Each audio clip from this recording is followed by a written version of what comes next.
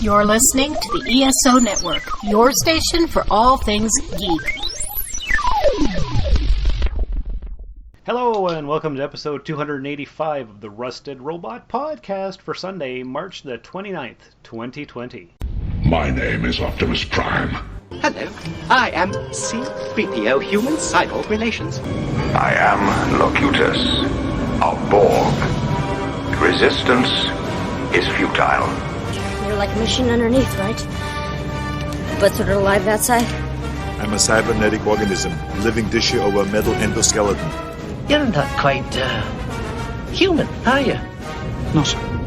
I'm an android. These aren't the droids we're looking for. Counterfeit, facsimile, replica. We need some sort of robot. Ah, crap! I'm some sort of robot. What are your prime directives? As always, I'm your host, Shawn, and with me today, live via satellite, all the way from the UK, we've got two of our main listeners. Why don't you guys introduce yourself? Okay, you've got Furbob, the Rusted Robot's very own UK correspondent. Yes, it's good to have you here. Thank you. It's good to be here. And you've also got me. You've got Dan Hitch. I'm the guy whose voice you hear sometimes cut into different segments. Hello, I'm Daniel Peter Hitch, author of the Connected Worlds Chronicles and the Bubbles the Pirate children's book series. You're listening to the Rusted Robot Podcast. Think about it. So I apologise now if you have to listen to me again, but I'm the author bloke from the UK as well. Yeah, you're the author of Bubbles the Pirate series. I certainly am, yes. Oi. So how's everybody doing on this fine Sunday morning? I guess it's afternoon for you guys, isn't it? It's afternoon over here, yes. But yeah, it's fine. It's a little bit cool this morning. I'm sure it's not as cool as it is over there. We're trying to get into spring. But of course, as yourselves, we're all in lockdown over here. So all I can do is look out of a window and see some semi-cloudy sky. That's what it's like here too, exactly, actually. It's a bit of a mixed bag because I'm a bit further south than Paul is. We've now got blue skies. Blue skies, smiling at me.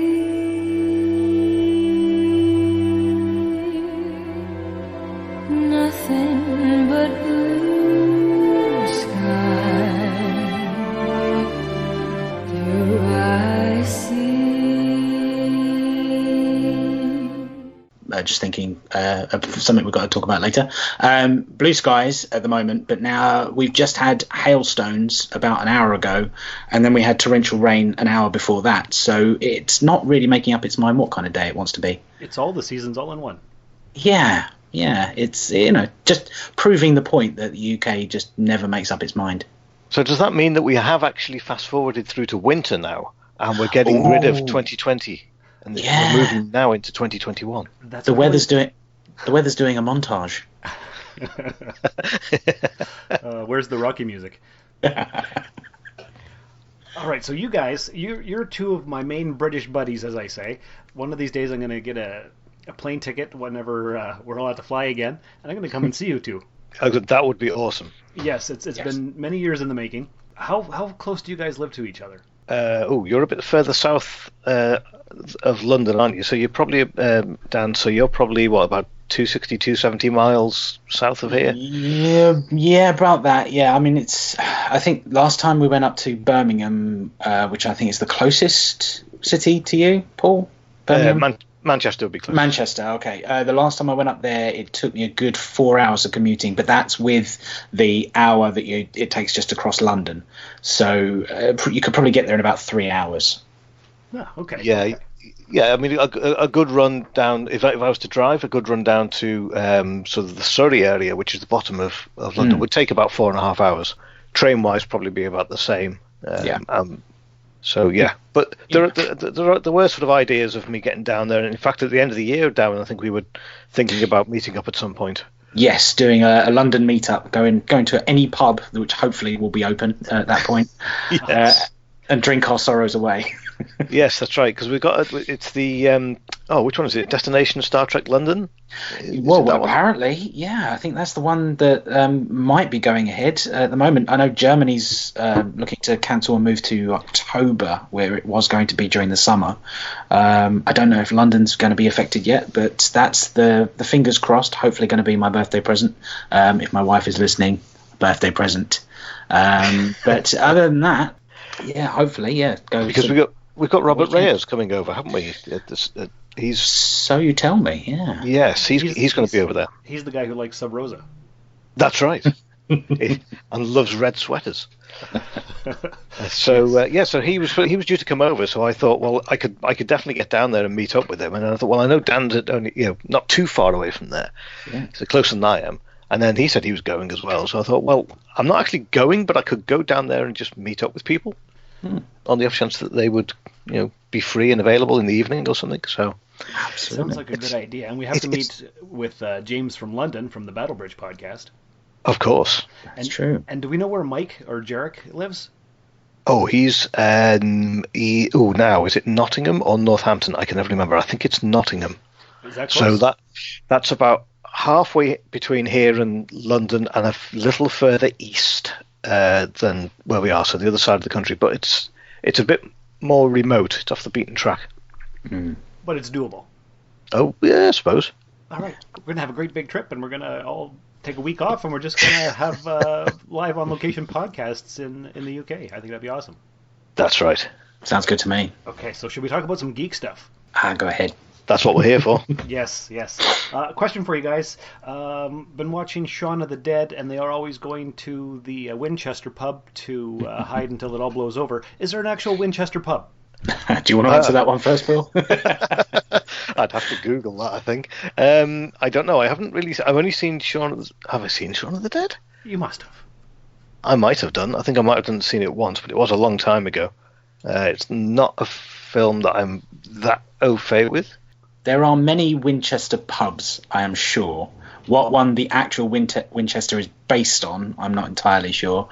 But there's always a Red Lion pub. There's always these names are sort of spread around the country. You've got so many different pubs that share the same name, but they're all in different locations and so on. Oh, so it's fairly common then. Okay. Possibly. I'm not entirely sure how many there would be. Again, like Paul, I'd have to sort of Google that one. Okay, well, that's fair. I was just curious if it was a thing, a famous thing. I don't think it is. It says here it might have been a different pub they were referring to, although it's probably been used in the film. So I don't know. More than likely there is a Winchester pub about. More than likely it's a different one that's used. The one in the film will be a different pub, and they just rename it. Yeah, okay, that makes sense. All right, so the thing I wanted to talk about was mainly the series finale, the 10-part show Picard, Star Trek Picard. You guys have both seen it? Oh yes. Oh yes. Should we let the fans into a little secret here? Yes, let's do it. I finished watching it about 2 seconds ago, rushing very much through the last episode to try and get it done before this podcast. Well, that's kind of because I woke up this morning and I was like, what am I going to do for Rusted Robot this week? There's no new pop culture news. I'm like, I know what I'm going to do. I'm going to message my British guys and see if they want to do a Rusted Robot. And sure enough, you guys are both available. And so, okay. And have you seen Picard? Oh, almost. Yeah, I need to watch this right now. And this was like an hour to go, and then my laptop failed, my internet failed, Amazon failed. Everything was just going wrong. But I just about managed to sort of fast forward through the slow bits and get to the action and nitty gritty of the last episode. But I have seen the rest of it, so that's fine. Excellent. Okay, so we will say right now there may be spoilers in the thing. We'll try to do it as non-spoilery as possible because it just came out. But overall impressions of the entire 10-part series. What do you guys think, Paul? Overall, I've enjoyed it. I have watched it all, and a bit like Josh, I never really got on with Discovery. I did that. To me was not Star Trek. But from the very beginning, when this first started, this was Star Trek. It felt Star Trek-y. All the sounds were there. All the uniforms were there. Everything looked like Starfleet, and it was all Star Trek, and I loved it. So it grabbed me straight away. Now, you can say overall there's been good episodes and bad episodes. Its pacing has been a bit weird, where sometimes it's very actiony and sometimes it's a little bit talky. But overall, I think that I must admit, I am a completist, and I do like to go out and buy everything, or have it in some physical form. So I've got all the DVDs of the other shows except for Discovery. Would I buy this on DVD? And that is going to be the big test of whether I think it's really good or not. I have certainly watched most episodes more than once, so I have a feeling I might just get this for my birthday as a DVD. So overall, yes, I liked it. All right, and Dan? I'm on the other scale with Discovery. I really liked Discovery. I thought it was trying to take a new take and try and do something different. A bit weird that they went prequel whilst trying to do something different when they could have easily done something, as with Picard, in a more a further future time period, which is what they appear to be doing for season 3. But for Picard, I've loved it. I thought the pacing, yes, on the earlier episodes, it took them so long to get to space and get on with the mission, and there was so much setup for not just for characters, but just for Picard's reason to want to go on the mission in the first place. So it took its time. But I think because it took its time, it's then earning all of the emotional beats that you get later on in the season. As far as actually watching the show, because it came out weekly, it feels more disjointed. You kind of have to mentally remind yourself what happened the previous weeks. If it had just been released, like with the Marvel TV shows, in one big binge slot and watched back to back, I think it holds up better that way. But overall, I think as long as you watch it thinking that it's an old-fashioned TNG two-parter that's been stretched over 10 episodes, and you kind of break it up into acts, I think it works as an episode on its own, but you have to see it that way. If you try and see it as an old-fashioned episodic TV show, it wouldn't work at all. Okay. That's a good point, yeah. Yeah, and the way they're making TV these days, it's all serialized. It's never going to be like it was, where we have the slower episodes, like we have a Day's Day, or we have a holodeck episode, or just something ridiculous to build on the characters. So we do get the character development slowly here and there. And you're right there, Shaun. But what I would say is we did get my favourite episode, and I think a lot of people's favourite episodes, was when we went to, I can't remember the name of the planet, but we found Riker and Troy together. Yeah, my favourite episode too. It was a slower episode, but it filled in a lot of information. It was a bit weird. It was great to see them, and it was great to see how they were adapting and to normal life, should we say, cooking pizzas in ovens and things. But at the same time, as soon as Riker said, shields up, activate this, red alert, it was you just wanted to see. I want to see a Riker show. I don't want to see a Picard show. I want to see a Riker show. That would be so cool. If they could add the daughter, Kestra, that actress was amazing. She was really good. Yeah. One of the better child actors for a Star Trek. Oh, definitely. But yeah, I mean that was just an excellent little thing. So you do get those little one-off episodes where it slows down, and it always seems to be, we need to get there really quickly, but first we'll go over here. And we'll talk about it for half the episode. That's right. And then off they go again, and they crash on the planet at the end, and they say, "We really need to get to all of these robots." Okay, fine, but first we'll go over to the Borg cube. So it's oh, come on, what are you trying to do here? Go to where you're going, and stop going over the going to the Vente. But first we need to go over here and pick up somebody else. There's no sense of urgency. No, that's right. True. Or priority, maybe. Someone was likening it to Indiana Jones. I saw someone was talking about it, the first Indiana Jones, the Raiders of the Lost Ark, how if you really look at it, Indiana Jones is completely inconsequential to the plot. So is Picard. Like, Picard actually has no agency in the whole thing. He doesn't push anything forward. He's reacting to everything happening to him, and the same goes for Indiana Jones as well. Like, if he goes through the movie not doing anything, the Nazis still wind up with the Ark. They still end up at the island. Indiana Jones is still there, but he doesn't actually do anything to stop them. It's the Ark that finishes it off. And I kind of got the same feeling with this finale as well, that everything was happening around him until that one last speech that he gives, and then he kind of finishes it. But all the way up to that point, it hadn't quite got to that point. He hadn't sort of been pushing the story himself. Now, I asked you just before we came on air whether you guys listened to the Spoilers podcast, and I know Shaun you don't, but Dan said you did. One of the because they've been doing a Picard podcast, and one of the things they do at the beginning of every podcast, they give a quick resume of what has just happened in the 2 episodes that they're going to review, and they reviewed episode 8 and 9 together. And they gave a quick synopsis of what had gone on through the episode. And when they finished it, they turned around and said, but we actually, in that little piece we just did, we didn't actually mention the name Picard. And because nothing had actually happened to him, it was all everybody else doing things. And I thought, it's a good point, that, because it's all this is happening over there, this is happening over here, this is happening over there, and Picard's just sort of sat around doing nothing, and it's all happening around him. He's created this entire problem. It was never there to start with.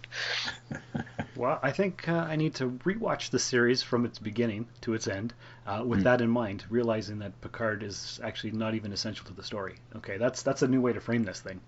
Yes, that's right.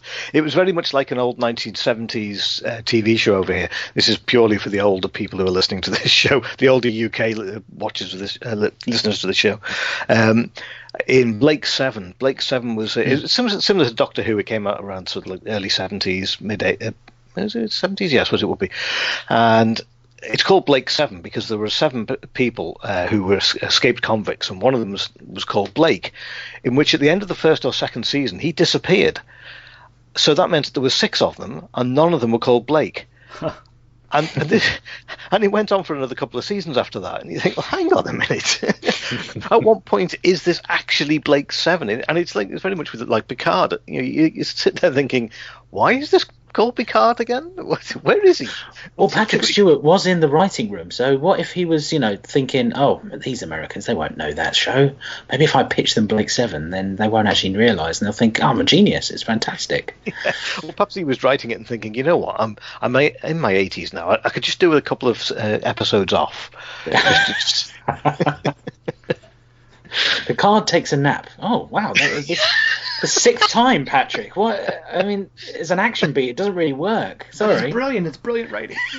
Yeah, but he's just sitting there with a wine glass. Yeah, I'm having fun, don't worry. Well, that's right, he just did it in the last episode. I was just watching it then. He took a nap then.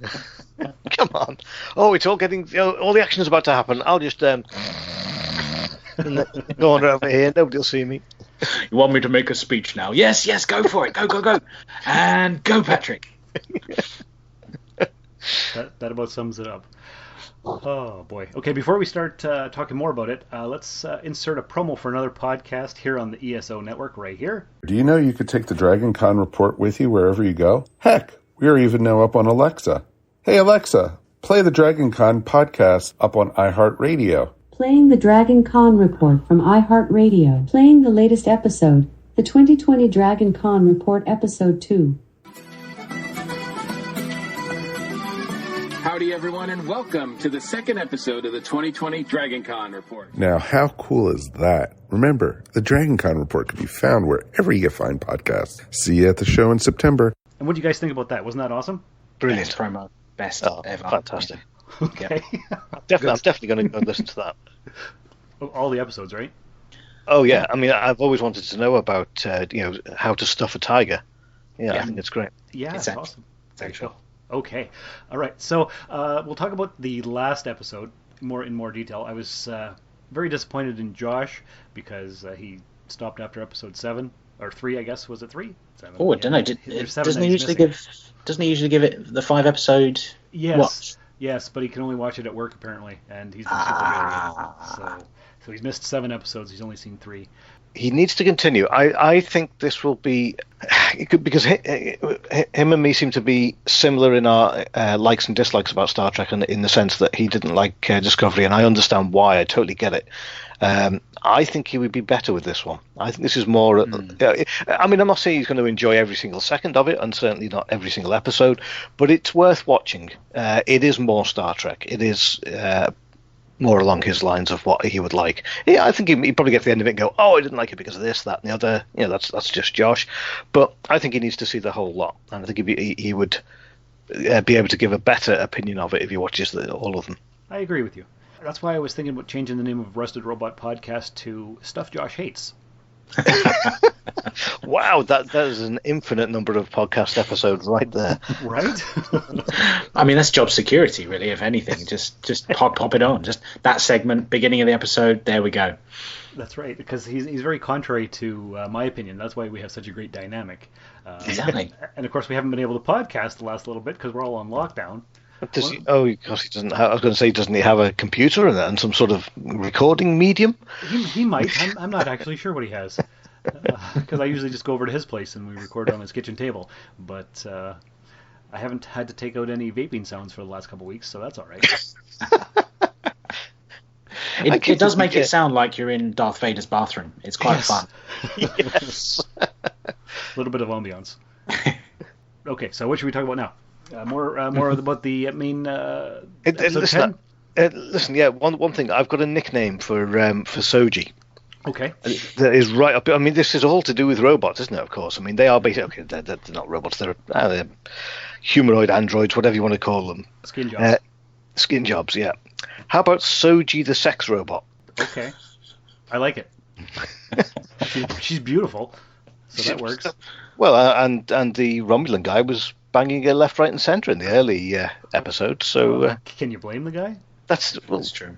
Yeah, I mean he's he's basically using her as a sex robot.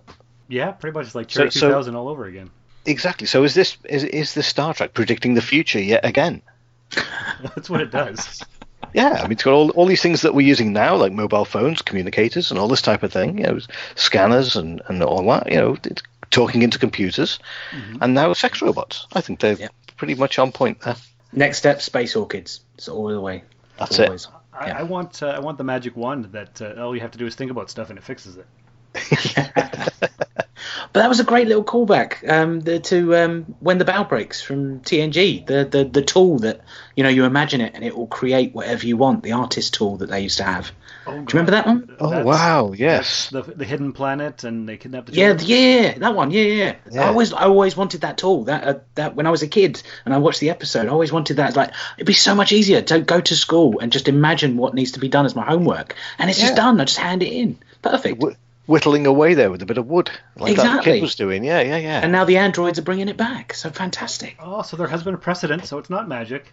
It's not magic. We've seen it it's before. A hand. Yeah, exactly. Okay, I like that. Oh, sorry. That's okay. When the bell breaks, yeah, that's a deep cut. There were quite a lot of Easter eggs in all of this. Like you had your obvious ones, your Tranya from the episode where they were on the planet. Vijay. Vajazzle, whatever it is. What was that name? Jeez. That's another one. Yeah. I wonder if Patrick Stewart was in that writing room as well. But there was so many different ones that. But there was, in the first episode, there was too many. He goes into his little man cave or whatever it was supposed to be, where he has the Captain Picard Day banner. Why would you keep that? Why would you? He doesn't like kids. I mean, I know he gets on with them a bit better later on, but you wouldn't keep that when you've got so many other things you could keep. What if Riker sort of snuck it in whilst he wasn't looking? When they first opened it up, so he kind of just snuck it in. Well, you know what Riker's room would look like. He'd just open up, it'd be a Hogan. Yeah, and there's Minuet. And, yes. Well, it'd just be a holodeck, wouldn't it, at the end of the day? Yeah, pretty much. I think you're right. So should we have called it Star Trek Fan Service instead of Picard? The first episode, I would have said yes. Mm-hmm. Yeah. And why would you have a huge? That's not I forgot what they called it now, but it was more of a lockup, wasn't it? It was more of a place where you lock up all your prized possessions. Yeah, the quantum vault. Yeah, it wasn't really a vault, was it? It was more like a closet. Yeah, a man cave. I mean, over here, and I'm sure you got them. Well, we probably got the idea from the US anyway. But if you're moving house and you can't, if there's a period of time in between where you need somewhere to store things. You have like self-storage units. Yeah, it was very much like that. But does everyone on the planet or in the Federation get a room, or is it one room that they beam everything into when you go in?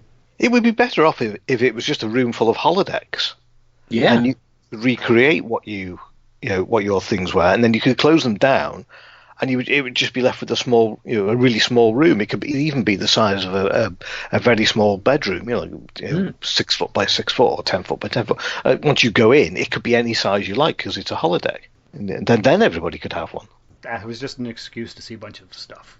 Yeah, I know, but but it was neat. It was cool. Better. It was cool, but it'd be better if it was full of stuff that would make more sense. Well, there is that. But yes, it was very much fan service in the first episode, and to be honest, I don't mind the fact that it was very slow in getting into space and picking up the crew, because if you remember the beginning of TNG, they pretty much picked up all the crew in the first episode. Mm-hmm. Yeah. And so suddenly you had everybody in one go. Now, I know it was the launch of a new ship and everything, so everybody had to be there at the same time. This is different. This is, you're picking people up as you go along. So I didn't mind the fact that it was going to be a couple of episodes in before we got the whole crew. No. The only problem I do have with that is when they pick up Elnor, and I still don't know who he is or what he is or why he is. All he ever seems to say is, choose to live or and then fight people, and that's him done. There's no depth to that character at all. He's space Legolas. Yes, I suppose. But he's just what is he? What does he do? He's chief of security, maybe. Kinda. He's just the guy who does the action sequences because he's young and he cuts people's heads off. yes, rather effectively, yeah. I did think when they first introduced him and Picard said he's one of the finest warriors I've ever seen or something like that, it's like, poor old Worf. I mean, you spent 7 years. Poor guy. Like, the finest warrior you've ever seen is a boy who, you gave a copy of Lord of the Rings to and took it a little too far. I mean, it's just, that poor Worf. But as far as the kid is concerned, I like the absolute candor idea, just speak your mind, and he's always speaking his emotions, the complete opposite of what Data was, and how he can just instantly engage with his emotions. But yeah, it felt ill-defined. He was just sort of sent off to do different bits in the plot, and wasn't really given anything else to do. I mean, when they actually finally got into the little bar area on their little heist, he's the toughest guy in the room, but he just picked up the guns and gave them to everybody else. It just didn't feel like he was really doing anything. He's out of his depth. Yeah, I mean, he's supposed to be the greatest warrior, and yet keeps getting his backside kicked by the Tal Shiar or whoever the new people are. I can't remember the name of them now. What's wrong with the Tal Shiar? Why can't we stick with them? Why can't we stick with what we know? Zad Bash? Zad Bash, yeah. Yeah, why? Where do they come from all of a sudden? Well, they're the super secret police. Yeah. You got the secret police and then the super secret police. Yeah. Right, okay. It's like the difference between the Gestapo and the SS. That's right. Right, okay. Okay, what do we think about the incestuous relationship between Narissa and Narek? It was a bit weird. Right? And what's she all about as well? I mean, I don't get her. She's like some sort of throwback to the mid-80s sort of bad guy. She's doesn't the mustache twirling villain. Yeah, one of these people who just talks all the time. Say, I'm going to do this to you. I'm going to do that to you. Or gabbing away instead of getting on with just get in there and hit people, kill people, whatever. But she has to be walking through with about 20 henchmen saying, right, do this, right, you do that. She's got like some sort of snappy remark every 5 minutes. It seems a bit 1980s trope for a bad person. Yeah. And then we've got what else have we got? We've got let me see. We didn't have a lot of 7 of 9, but the sequences that we did have, that was pretty awesome. Yeah. 7 of 7. Yeah, exactly. 7 and 9. Everything she did was fantastic, but again, 7 of 9 kind of felt like she was shoehorned in. Yes. I don't feel like she was naturally in any scene. Because she was on the Borg ship, that made sense in the end. So the reason she's there at the end it makes sense.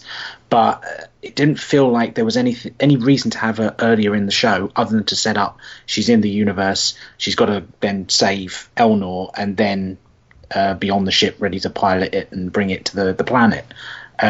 It kind of felt like you could have done that with Hugh, and given Hugh a bit more to do, and then have Seven maybe come in next season and show, how much of a badass she is.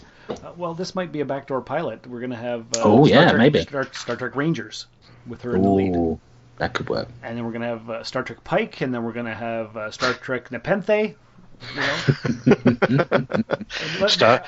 As long as they do Star Trek Riker, I'll be quite happy. That's right. I could totally get rid of Section 31. I don't even want to see that one. No, I don't really need it. I'll watch every episode, but I don't want to. Yeah. I think 31 works better as a background to the series. So you have it as like a little throughput. It's a plot device, so you can sort of say, oh, that's because of Section 31. But, I mean, the underhanded cops, it just doesn't feel right as a concept yet. No, I agree. Yeah, they need the secret police, don't they? Section 32. That's right, exactly. Yeah. Yeah. What did we think about this whole Star Trek series, and we only see Federation starships in the last 5 minutes of the last episode? They're not really hanging around in the Federation area too much, are they? So you don't get to see too many of them. Yeah, I mean, they did sort of leave it right to the last minute to show all these new ships, pretty much all looking the same. Mm-hmm. Didn't get a good look at them either. No, only the back end of them, really. They all look a bit like Voyager. Yeah, Voyager crossed with Enterprise E, I think. Yeah. Maybe. It was hard to tell. I was looking it up because I don't think they say it in the episode, but they called them, I think, Curiosity class. Oh, really? I think is the class name of it. But the Ibn Majid, Rios's ship that he was on, apparently that was one of those. So the idea is that all of the ships, the whole fleet, is all the same ship now. Oh. They've gone away from having sort of the old rust buckets of the Excelsiors, and now they're moving on to having, it's all standardized. You're same power set. You're all the same, and you just carry on. But I can't remember where I found that out. but it was. I wanted to learn more about the ship because I liked the look of it, the initial look of it. But you didn't really get much to sort of, drool over the ship. General or Commodore or whatever you're calling yourself. Right now I'm on the bridge of the toughest, fastest, most powerful ship Starfleet has ever put into service. And I've got a fleet of them at my back. We've got our phasers locked on your warp cores. And nothing would make me happier than you giving me an excuse to kick your treacherous Talsiar ass. Did you think that Rios's ship, the red one, looked a bit like a snow speeder thing from Star Wars? Yes. It did have a similar look. Yeah, the canopy looked a bit the same, and it's sort of low and squat, and it seemed to look smaller on the outside than it was on the inside. Maybe it's a TARDIS type thing. I think it must be. Yeah, it was an odd looking thing, and we don't see red ships in Star Trek, so. That's right. That's why I liked it more. And I think this series has been more science fiction than any other Star Trek series I've seen. Yeah, it's got stuff in it that you would not see in a normal Star Trek universe. It's a little bit of a criticism I've had over a long time. Whereas if you read the books, there is so much science fiction in there. Mm-hmm. Crew members that are not humanoid or even carbon based. Robotics rather than just an android. All of these things are in the books. Now that we've got all this fantastic CGI, we can do anything. Now is the time to bring more science fiction into Star Trek, and I think they've done that with the space orchids and the whatever it was that was trying to come out of that wormhole at the end. It was, yeah. I mean, that's the sort of thing that we should see in space. I'm not a big fan of it because it tends to become a little bit more science fantasy rather than science fiction, but it's something that should be in there because it's science fiction. We're not all supposed to be bipedal, and although they've explained that, but all this type of thing. There should be more science fiction elements into just people walking around in a studio being filmed. I'm just saying, there's artificial gravity. We're all the same because that's the way we were seeded through the galaxy. Just to give excuses to make up for the fact that we can't do really good CGI. Now we can. Yes, and we should. Yes. What do you think about androids doing Vulcan mind melds? That made perfect sense to me, just because I remember Leonard Nimoy was always saying that the Vulcans are touch telepaths, so it's sort of like an electrical sense that comes through the hands, like a platypus's sonar sense under the water. So if an android can sort of touch your skin, electricity, they can biochemically read you, kind of like a really smart CAT scan. And so they could kind of teach themselves, and they just write an algorithm so that they kind of understand it the same way the Vulcans do in their brains. That's how I was kind of imagining it. I don't know whether that's what they were going for, but that's how I could justify it in my head canon. I like it. That's the best explanation I've heard. Okay, and what do you think about, at the end, Picard's new lease on life? We'll just say it like that. I'll let you go with that, Dan. I know that they must have written that in so they can sort of get out of the corner that they'd put themselves in with the Irumodic syndrome in All Good Things. Because if he is going to be that feeble, then they can't feasibly build a series around that character. So they needed to somehow get rid of it. I thought they were going to sort of take him back to Nepenthe and bring in the whole thing about regenerative healing and stuff like that. Soil, right. Yeah, exactly. That because he'd eaten a pizza that Riker had given him baked from the thing, that somehow cured his brain, and that's why he was getting these headaches, because it was regenerating him and all. And then they were going to bring in the tool that fixes him, and I thought they were going to try and weave it a bit better that way. Yeah, there's so many things, right? And now, does he have a regular heart, or did they replace the heart with a new? So many questions. So many things, but it makes him seem. Did you notice that Patrick Stewart just seemed to change in his characterization as well? He seemed like he was really tired up to that point, and then he chose to play Picard a little bit more alert and awake, more peppy. Yeah, exactly. Yes. I don't know whether that was a conscious choice or not, but I think so. I feel it was. Yeah, like when he finally solidified his mission with the Rikers, and then his voice changed, and it wasn't so old man like. Yes. So which de-aging. Yeah. It's a clever trope if it is, because obviously at the beginning, the very start, you can see he's an old man, he's weary, he's tired of being a farmer, he wants more, he wants to become more alive and do things. If Patrick Stewart has put that into his performance, and put that through the 10 episodes, as a character development all the way through, that is phenomenal. That is a really clever piece of acting. He's a fantastic actor. True. Final questions. Where's Beverly? Or did they get married? And where's Anij from Insurrection? He had 312 days of leave. Did they start making out? Did he get more young? Like, what happened? How come he didn't stay on the planet? I don't know, but I love the fact that right at the beginning, when he's got this problem, and he goes to see his doctor and says, "I need somebody to sign me off so that I can get back to work again. I need you to forge some papers for me." Why didn't he go to Beverly? Exactly. And how about the whole thing was all about androids, and we never heard one mention of lore at all, ever? Ooh. No idea. Well, I thought that he'd been dismantled after Descent when they took him out. Right, but there's still all his pieces and parts. True. Maybe he's locked in one of those vaults. I don't know. He's in Data's vault. yeah, but nobody mentioned him at all. No, that's very true. Yeah. And or Juliana Tainer, Data's mom. Yes. Yeah, that's true. I don't know. Loose threads. I suppose with characters, does it come to the whole point that you have to pay the writer if you reuse them? I don't think so in this case, but who knows? I don't know. But there is the fact that he was looking for a crew. He needs a new ship. He's looking for a crew, and he's got all of these people out there that could help him, like Geordie and all these sort of people. Worf, I'm sure, is still out there, and yet he decides not to go. Captain of the Enterprise. Well, that's right. Yeah, he decided, and that's the thing. Captain of the Enterprise, of course, the flagship. Which at the very end of Picard, when they get all of the ships come in, they've got a retired captain from some obscure planet to come in and lead the whole fleet instead of having maybe the Enterprise there with Geordie.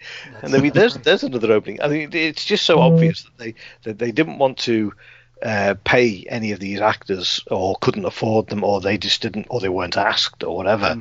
Right. And there are slots there that they could quite easily have just popped in for a couple of minutes' work, for just to turn up for a little bit of acting for a couple of minutes, and go away with a few £1,000 in the pocket. And yet they decided not to do that. Nope. But season 2 predictions. We've got Guinan coming back. I heard the Doctor from Voyager's coming back. Oh, nice. Oh, okay. I hadn't heard that one, but I would up until that moment, I would love to see an entire story based on Guinan and who she is and where she's come from and what her past is, because we don't know anything about that, and there is so many stories we could see from that. Whether you could do it in I wouldn't like to see flashbacks too much, but you could either run it backwards through time every now and again, focusing a little bit on previous or whatever. Open up a bit more of what she can do and what she's capable of, because I think there's a lot of unwritten powers that she's got. She obviously knows a lot and knows when things are wrong. I would just like to spend a lot more time with Guinan and find out more about her and her people. I like it. I think that'd be good. I don't know if they'll do that, but no, of course they won't. not a bad idea. I think for me, if I went back, would be when Picard was apologising to the Romulans, saying that I've let you down, everything. Now that we've moved on and we've secured the rights of the androids, maybe it's now time for Starfleet to say sorry and sort of pick up where they left off. And who better to tell them about the great work that Federation work can do to rescue refugees than a refugee from the Borg, sort of work it that way and sort of have Guinan be this sort of ambassador spokesperson that Picard has to work with, a one-time sort of cameo in the show, but she's the one who's sort of leading this new Federation push to help the Romulans. And you can kind of have stories about refugees and sort of bring it into the political sphere of today and have those kind of talks and discussions. How do you treat the less fortunate in the world, that sort of thing. I like it. It's a good idea. All right, so we'll just have to wait for who knows how long. Yeah, exactly. Okay, so that's overall. What would you give the series if you could rate it out of 10? That's tough. I mean, obviously, there's the knee jerk. It's Star Trek, so of course I'm going to give it 10 out of 10. I think because of the pacing, I kind of wished it would sort of get on with it a bit more, sort of take it back a bit. Maybe an 8 out of 10, because I think the CGI is fantastic. It's taken us 50 years, but we finally caught up with the animated series where we can just do whatever we want. So, yeah, I think I'd go a safe 8 out of 10. Paul? Exactly where I was going to go. For the same reason, Shaun, that when you come out, you've seen a film at the cinema, you come out and everything's 10 out of 10, 9 out of 10, 9.5 out of 10. And then after a few days, you start to think about it a bit more and think, well, actually, maybe not. Maybe there was this, there was that. So you start to pull it back a bit. I think Dan's right. Pull it back to about an 8, and I think you've hit it the nail on the head. CGI is brilliant. Finally, we get, like you say, we can do anything. I would love to see more aliens in it. There's a few things you could go in and pick things, as we do in any podcast that we do. You always pick the bad points out and discuss them, and there's a lot of issues with this. It doesn't stop you from not liking the show. There's a lot of things you would like to see, a lot of things that should have been in there, maybe. But hey, this is the first season of a new season of Star Trek. We all know that it takes 3 to get going. That's right, at least 3. So let's not bang on too much about how bad this is. We're all expecting too much too early. So this is season 1. I think season 2 will be better. I think they'll listen to a lot more people. They've got new writers in, new showrunners and what have you. So maybe they can sit back and go, okay, maybe we shouldn't have done this. Maybe we can do this and get it. We can get it better. So 8 out of 10 for this one, and I'm really looking forward to the next season. Yeah, same with me. I was also thinking an 8 as well. So we're all in agreement. Hey. Other than that, the only other geek news that I came across this week is that Michael Biehn from Aliens and Terminator fame is going to be in season 2 of The Mandalorian, playing a bounty hunter from the Mando's past. That's all we know. Cool. Very nice. Do you guys have any information about geek stuff, like any celebrity deaths, anything fun, anything exciting? Shaun, I get all my information from your podcast. Where am I going to hear about news about other things? True enough. Okay. I should also thank recent contributors to the Coffee account. We had Mike and German and Richard, who all donated to the Coffee account to support the podcast. Coffee.com/rustedsoul, which is definitely appreciated, guys. Dan, why don't you do a little bit of a spiel for your Temporal Trek podcast? Oh, thank you very much. Yes, there's another podcast out there that's all about Star Trek. I know you didn't probably need it, but it's here to stay, and it's the Temporal Trek podcast. The idea behind it is to not only rewatch Star Trek in the order that it was aired, not to watch Star Trek in the chronological order that it appears, but complete chronological order. So from the Big Bang all the way up to the end of the universe, if there's any clips that involve that. At the moment, we've got season 0 already out there, so that's 10 episodes where it's a bunch of clips all set outside space-time, so there's no real sort of reason you have to listen to it in any kind of order, although, as Paul has pointed out to me, I did record them all in complete chronological order, so I just can't escape time-space. But season 1 begins this coming Friday, so when this episode goes out, it'll probably be that Friday, and it's going to be a bit of a format change. It's a little bit of me talking to myself as different characters just to sort of introduce the segments, but it's going to have a bit more punch to it. And hopefully it will work, but we're going in at the Big Bang for season 1 all the way up to the 20th century. Excellent. I'm looking forward to season 1 of the podcast. I know I didn't need another Star Trek podcast because how many do I already have? So many. But I can't not listen to it, not just because you're my buddy, but because it's actually really good too. So Checks in the post. Awesome. Paul, you've listened to it? Oh yes. It's the as soon as it drops into the podcast catcher, as I said to Dan, it's straight away. It's to the top of the list to be played. It's the most intelligent podcast I've heard on Star Trek in a long time. It really does make you think. Dan brings up some fantastic points, philosophical arguments as well, and that's on the bits out of time. When we get into the main season 1 and we start really getting into the meat of the episodes, this is going to be a phenomenal podcast. It really does make you think. It does. It does, and it's so ambitious. I don't know how you do it. Thank you. I'm just silly. I don't know why I do this to myself, but thank you very much. It's like punishment and pain. Yes, I do. Yeah, that's all I do. Yeah, bored, I think, is the word you'd use. That too. There's only so much Peppa Pig I can watch, and it just gets to you. And Paul, when are you coming back to the world of podcasting? Well, I must admit, I'll tell everybody out there now that I've had a little bit of an issue with family issues, but all that seems to have sorted itself out a bit better now. So I'm more in the frame of mind, and also, unfortunately, I'm not. We're in lockdown over here. But I'm still working from home, so I don't have the time that everybody else has because they're all looking after the family. But the weekends are freed up all of a sudden, so I can now get back to recording the UK Correspondent, to doing little clips here and there for other podcasts, popping in a bit of feedback here and there. So I'm back in the world of online again now, so we should be okay. Good. And both of you guys need to make a return trip to the Soulforge podcast. It's been a while since you guys were both on. Yes, that's true. Yes, I think I have a subject to go through now. Yes. So we'll do that in the coming weeks as well. Go from there. And of course, I want both of you on the Temporal Trek to watch these episodes with me, because if I'm going to do it, I need people. Hey, I told you that when before you even started that I would do anything you needed. So. Good. So everybody just heard that now. You all heard this. They have locked themselves in. Oh, I see how you work. Oh, boy. I can see what's going to happen here, Shaun. It won't just be one host of the podcast now. It's going to be 3 of us on every episode. Oh, I'm feeling faint. Oh, you guys take it on. You guys go ahead. As long as I don't have to edit it, I'm okay.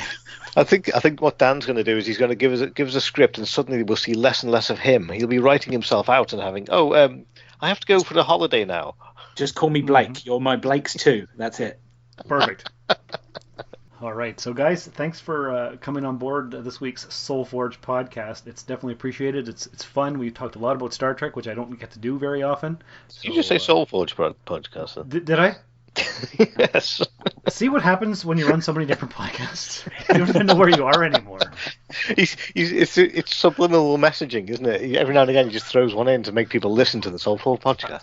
Nobody is. All the downloads are down so much because nobody's going to work. It's very sad. Do you get streaming as a different thing? Do they tell you whether they're streaming instead of downloading? No, I just go to the website and it says how many plays it has. Yeah, and I don't think it counts how many listens that I get on YouTube at all. So. Oh, maybe they're just still there. They just, they don't need to download. They can just stream it straight away. That could be. Maybe that's what it is. I don't know. Maybe they all just need to get in contact with you, and then that's where to keep you, in touch with your audience. They should let you know. I agree, and they can email us here at therustedrobot, therustedrobot@gmail.com. See, I got that one right this time, Paul. Perfect. Yeah. All right. So everybody out there in podcast land, thanks for listening. Thanks for downloading. Thanks for sharing the links with your friends, which nobody actually ever does. But until next time, well, take care and remember. Choose to live. Thank you for listening to another episode of the Rusted Robot Podcast. Your support is greatly appreciated, and we hope you'll tune in again next time. Remember that you can visit therustedrobot.podbean.com for all of our social media links, and don't forget to share the show with everyone you know. The Rusted Robot Podcast is your best source for geek-style pop culture news. I could do this all day. All right, how do you think that went? Pretty good. Not bad. Yeah, not bad for a 2 minutes notice. Yeah. I'm doing my homework right at the last minute. That was awesome. Now you're going to have to go back and watch the thing actually and get all the details. Because I watched it with my dad normally because he up until recently he used to come round on the Sunday evening. We'd have a meal and then we'd catch a couple of episodes of Picard. But unfortunately we're not having him around this weekend for obvious reasons. But my wife has been watching it, so she wants to see the last episode, so we'll probably watch it a bit later. Oh, there you go. Yeah, and I've watched the first 4 or 5 episodes like 2 or 3 times each, and the last ones I haven't, so I need to go back and sit down and watch the whole thing all in a row. Exactly what I've done. Yeah, that's good. I'm hoping to watch it on a big screen at some point because I just watch it on my phone where obviously the kid is watching a Cars movie or something on Disney, and so I don't get really control of the TV. So I've watched the last 4 episodes, I think, on my phone screen. So I still need to see it in proper aspect ratios and things like that. So I still, yeah, exactly. I've got it. I've got my headphones plugged in, so I've heard every word. I just need to get a bit more of the visuals behind it. So we'll have to get you guys over and do a Soul Forge one of these days. Yes, definitely, Shaun. Yeah, like I say, weekends are freed up a bit now, so Sundays are better days for me. But yeah, if you want to do one, no problem. Okay, yeah, maybe next weekend we'll do something. Yeah, okay. Excellent. Because I Skyped with Brother Curtis and with Robin sitting beside me yesterday for this week's Soul Forge, talking about Mom and stuff. So. Oh right. Oh okay. It's the anniversary this week, so. Yes, yeah. Yeah, so that was not easy, but I listened to episode 18 of Rusted Robot where Bridget and I did a whole memorial episode, and I was going to re-release that, but Curtis wanted to talk about it, so. Oh, fair enough. Yeah, no, I'll definitely listen to that one because. Yeah, it's always good when you and Robin get together, it's really good. But when the three of you get together, and talking intimately about parents and things, that would be a good thing to listen to. Yeah. And it wasn't about the virus. I didn't want to talk about the virus anymore. I'm so sick of it. Yes, yeah. Oh. I know what you mean. Yeah, it's just building up over here as well. It's not quite got to its peak, but of course deaths are going through the roof every day. So it's pretty depressing. Oh, yeah, well, we've just got to the point I think now where the headline, if we get only 20,000 deaths, that's a good win. So that's the way that we're going at the moment. Yeah, not good. No, it's not how the apocalypse was supposed to play out. No. I was prepared for zombies. I've got the weaponry ready. I don't. Yeah, I've been training my lad for so long. I mean, he can't wait. Exactly. Yeah. Terrible. So what would be a good name for this episode, do you think?